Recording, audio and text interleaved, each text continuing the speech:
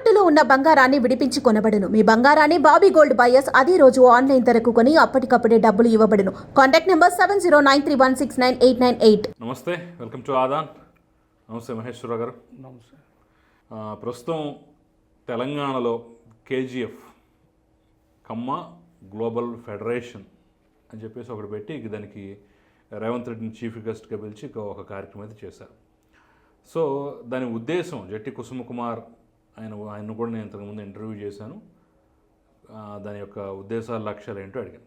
కానీ పెట్టిన తర్వాత ఇప్పుడు కొన్ని అంశాలు అయితే తెర మీదకి వస్తున్నాయి. కమ్మలు ఎందుకో కాంగ్రెస్ పార్టీకి తెలంగాణలో దూరంగా ఉన్నారు, ఇంకా స్టిల్ టీఆర్ఎస్తోనే వాళ్ళు ట్రావెల్ అవుతున్నారు.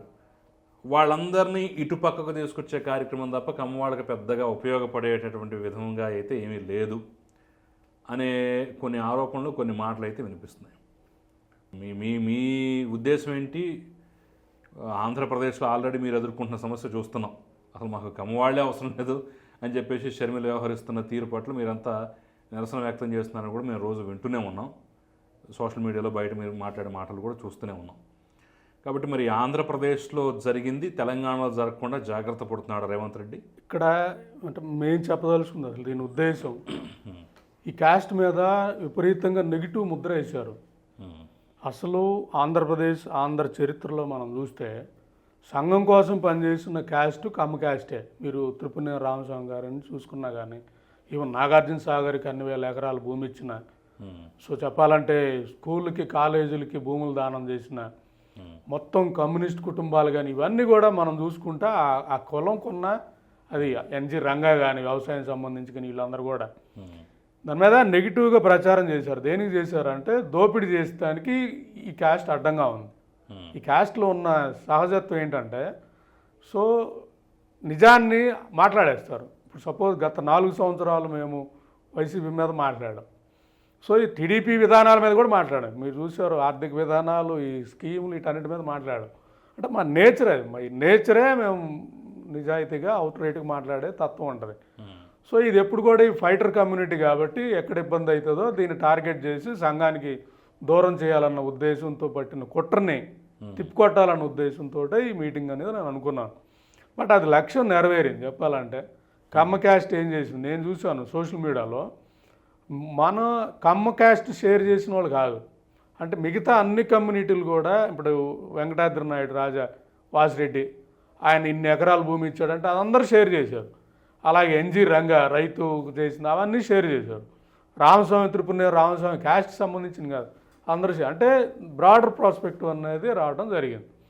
ఆ బ్రాడర్ ప్రాస్పెక్టివ్లో ఆబ్వియస్గా కమ్మ మూలాలన్నీ కూడా యువతకు అర్థమయ్యే పరిస్థితి కాబట్టి మీరనే కామెంట్లు ఈ నిరసనలన్నీ వస్తున్నాయి. అంటే ఒక నిరసన వస్తుందంటే మేము సక్సెస్ అయినట్టే కదా, అది ఆ మీటింగ్ అయితే సక్సెస్ అయినట్టు. ఇది క్యాస్ట్ మీటింగ్ కాదు, ఇది యాక్చువల్గా అందరూ వచ్చారు, టీడీపీ వాళ్ళు కూడా వచ్చారు కదా నిన్న. ఇక్కడ చెప్పదలుచుకుంది అదే, నా ఉద్దేశం కూడా అదే. ఇప్పుడు ఇక్కడ మీరు చేసిన ఆరోపణ తెలంగాణలో మీరు చేసిన క్యాస్ట్ ని ఇటు మలపటానికి, సో మీరు అనేది మరి టీడీపీ వాళ్ళు కూడా వచ్చారు నిన్న, అందరూ వచ్చారు కదా, కర్ణాటకలో ఉన్న వాళ్ళు వచ్చారు, తమిళనాడులో ఉన్న వాళ్ళు వచ్చారు. అదొక కులం తాలూకు ఆస్పెక్ట్. అది దాంట్లో కొన్ని లక్ష్యాలు ఆల్రెడీ చెప్పాడు ఆయన. జనరల్గా ఇక్కడ క్యాస్ట్లో ఉన్న పూర్కి జాబులు కానీ ఆపర్చునిటీస్ కానీ రాజకీయంగా ఎదగటానికి ఇవన్నీ కూడా ఒక ఆస్పెక్ట్. రెండోది మిగతా కులాలతో ఎలా బతకాలన్నది కూడా మంచి అజెండా. అది అంటే ఎదిగిన కులం కాదు, ఇది ఎదిగిన కులం సంఘానికి ఏం చేయాలి. ఇప్పుడు సపోజ్ దేశంలో మతత్వ శక్తి బీజేపీ ఉంది, దాన్ని ఎదుర్కోగల శక్తి సౌత్లో నాకు తెలిసి కమ్మ క్యాస్ట్గా ఉంటుంది కదా మెయిన్. సో ఆ కోణంలో ఈ కమ్మ క్యాస్ట్ని ఏకీకరణ చేసి బీజేపీ మీద మనం వెళ్ళాలనే అది కూడా ఎజెండా అయ్యొచ్చు కదా. సంఘానికి మంచి చేయాలంటే ప్రజాస్వామ్యం ఉంటేనే కదా సంఘానికి మంచి చేయాలి. ఈ కోణంలో సో ఇక్కడ ఇవన్నీ కూడా వెళ్ళే పరిస్థితి. ఇక్కడ నేను చెప్పదలుచుకుంది, క్యాస్ట్లో అన్ని రకాల వాదాలు ఉంటాయి. బట్ నిన్న నాకు తెలిసిన మాట్లాడింది కానీ వచ్చిన వాళ్ళు కానీ ఈవెన్ కుసుమ్ కుమార్ గారి ఇంటర్వ్యూ కూడా నేను అన్ని చూశాను. ఆయన రంగ గారి వారసులు, ఆయన ఆచార్య ఎన్జి రంగ గారి వారసులు. అంటే ఒక లిబరల్ సెక్షన్ వాళ్ళు, కాంగ్రెస్ వాదులు, అంటే డెమోక్రటిక్ వాదులు కాబట్టి. సో మీరు ఆయన నడిపాడు కాబట్టి ఇది కాంగ్రెస్ సంబంధించింది అనుకోవచ్చు. కానీ బట్ నిన్న స్పందన నిన్న మొన్న అయితే బాగుంది. అందరు వచ్చారు, అన్ని పార్టీలు వచ్చాయి, అన్ని పార్టీలు పార్టిసిపేట్ చేశాయి. ఇక్కడ దాని ఉద్దేశం ఏంటంటే సమాజానికి మనం ఎంత పాత్ర పోషించాలి రాజకీయంగా.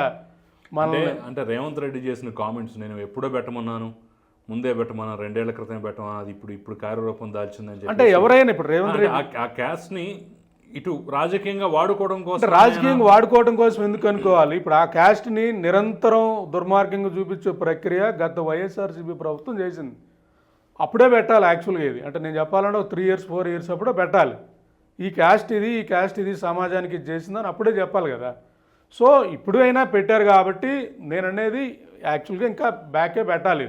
ఎందుకంటే డ్యామేజ్ జరిగే పరిస్థితులు ఇప్పుడు జరగడం జరిగింది. ఇప్పుడు ఈ ప్రాసెస్లో ఈ ఎలక్షన్ టైం వీలు కాబట్టి మీరు అలా తీసుకోవడంలో తప్పులేదు. ఇక్కడ నేను అనేది ఇదే టీఆర్ఎస్లో ఉన్న కమ్మలు అంటున్నారు. మరి ఆ టీఆర్ఎస్ఏ కదా, కేసీఆరే కదా ఆ రోజు తెలంగాణ ఉద్యమంలో ఆంధ్ర కమ్మోళ్ళని పిచ్చ మాట్లాడింది ఆయనే కదా. ఇక్కడ అసలు సెటిలర్స్ని ఎంత దారుణంగా మాట్లాడాడు, అసలు మొత్తం దోపిడీ చేసిందంతా ఇల్లని మాట్లాడాడు మళ్ళీ.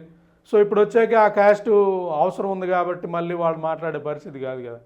ఇక్కడ నేను చెప్పదలుచుకుంది ఆ క్యాస్ట్ స్వతంత్రంగా ఏ పార్టీకి వన్ సైడ్ ఉండరు, అది మటుకు నిజం. కమ్మ క్యాస్ట్ ఏ పార్టీకి బానిస క్యాస్ట్ కాదు.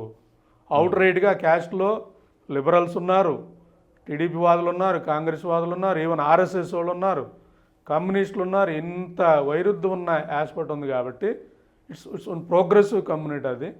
సో ఇక్కడ మీటింగ్ నిన్న లక్ష్యాలు అవి. ఇక్కడ మేము మా పరంగా చెప్పదలుచుకుంది తెలంగాణలో ఆల్మోస్ట్ మొన్న కాంగ్రెస్ గెలవడానికి ముఖ్య పాత్ర పోషించింది కూడా కమ్మ క్యాస్ట్ అని అనుకోవాలి. ఎందుకంటే ఖమ్మం కానీ కొన్ని ఏరియాల్లో మెయిన్గా సో కమ్మ క్యాస్ట్ పాత్ర అనేది ఎక్కువగా ఉందండి. కమ్మలు మోస్ట్లీ 90% మీరు ఎక్కడ పార్లమెంట్ ఎన్నికల్లో ఒక్క సీటు కూడా ఇవ్వలేదు. సో 90 నేను అనేది వాళ్ళకి అది సీట్లు ఇవ్వకపోవడానికి రీజన్ సీటు కూడా ఇవ్వలేదు కదా. నేను అనేది అదే ఆ క్యాస్ట్ని కార్నర్ చేసి రాజకీయంగా తొక్కాలని చూసిన. బట్ ఆ క్యాస్ట్ వల్లే మొన్న తెలంగాణలో గెలవడం జరిగింది. ఎందుకంటే 90% Kamma they are against to the religion పాలిటిక్స్కి ఉంటారు. ఇప్పుడు చూడండి ఎవరినైనా అసలు కమ్మ క్యాస్ట్ అనేది మూలాలు కూడా రిలీజియన్కి అగెనెస్ట్ పార్టీ కాబట్టి వాళ్ళు అవుట్ రైట్గా బీజేపీ అంటూ ఉన్నవాళ్ళు కాబట్టి కాంగ్రెస్కి మద్దతు ఇచ్చారు. ఆంధ్రప్రదేశ్లో కూడా అదే పరిస్థితి ఉంది. ఈవెన్ టీడీపీలో ఉన్న మొత్తం వర్గం కూడా బీజేపీతో అటాచ్ అవ్వడానికి ఇష్టపడిన పరిస్థితి మీరు లోపలికి వెళ్ళి చూస్తే అర్థమైంది. ఇప్పుడు నేను చెప్తుంది కూడా అదే. ఇప్పుడు అక్కడ కాంగ్రెస్ పార్టీ ఏ పరిస్థితుల్లో ఉందనేది కాసేపు పక్కన పెడతాం. ఆంధ్రప్రదేశ్ తెలంగాణలో మంచి పొజిషన్లో ఉంది. ఈ కమ్మ క్యాస్ట్ అనేది పూర్తిగా దగ్గర లేదు, పూర్తిగా దూరం లేదు.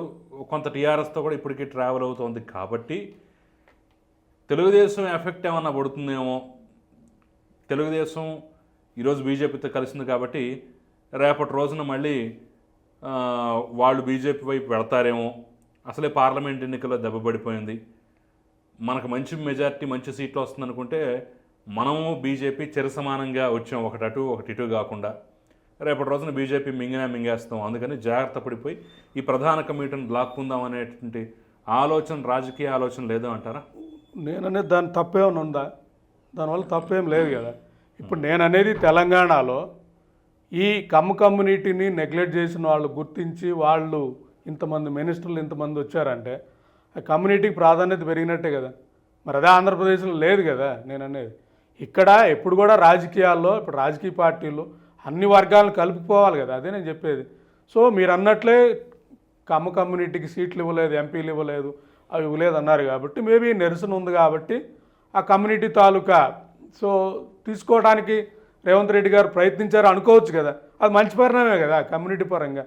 నేను అనేది కలుపుకోవటం ఒక కమ్యూనిటీ పెద్ద ఇబ్బంది ఉంది. రేవంత్ రెడ్డి గారు రెడ్డి కులం, కమ్మ కులం, అలాగే మిగతా వర్గాలన్నీ దళితులు కానీ మైనార్టీలు కానీ ఈ వర్గాలన్నీ బలంగా ఉంటే కాంగ్రెస్ బలపడుతుంది కదా, బీజేపీని ఎదిరించే అవకాశం ఉంటుంది కదా. ఈ వేలో వెళ్ళటంలో తప్పేం లేదు కదా. అందువల్ల నిన్న మీటింగ్ ఉద్దేశం అయితే ఆల్మోస్ట్ అన్ని పార్టీలు ఉన్నాయి. బట్ ఏ పార్టీ ఎలా వాడుకుంటుంది, ఎలా దాన్ని తీసుకుంటుంది అనేది ఆ పార్టీ రాజకీయ అజెండాను బట్టి ఉంటుంది. నేను కూడా అదే అనుకుంటున్నా. నేను చెప్పాలంటే టీడీపీ కూడా మరి అదే అనుకోవచ్చు కదా. తెలంగాణలో టీడీపీ వాళ్ళు వచ్చారంటే తెలంగాణలో అలాగే మనం వస్తున్నాం జిహెచ్ఎంసీ ఎలక్షన్లో మళ్ళీ ఎప్పుడో వదిలేసిన కమ్మోళ్ళని వీళ్ళందరం దగ్గరికి తీసేసి మీ తెనాలి మా తెనాలి అని మాట్లాడాలని అనుకోవచ్చు కదా. ఎందుకంటే ఎప్పుడో వదిలేశారు జిహెచ్ఎంసీ ఎన్నికల టార్గెట్ కానీ ఇప్పుడు కమ్మోళ్ళతో మరి టీడీపీ వాళ్ళు మరి అదే చేసి ఉండొచ్చు కదా. కాదు, నేనంటే కాంగ్రెస్ పార్టీ జిహెచ్ఎంసీ ఎలక్షన్ లక్ష్యంగానే ఈ వర్గాన్ని దగ్గర చేసుకునే ప్రయత్నం. నేను కాదు, మీరు కాంగ్రెస్ పార్టీ అంటారు, టీడీపీ కూడా అది జయించు కదా అంటే నిన్న టీడీపీ వాళ్ళు కూడా వచ్చారు కదా.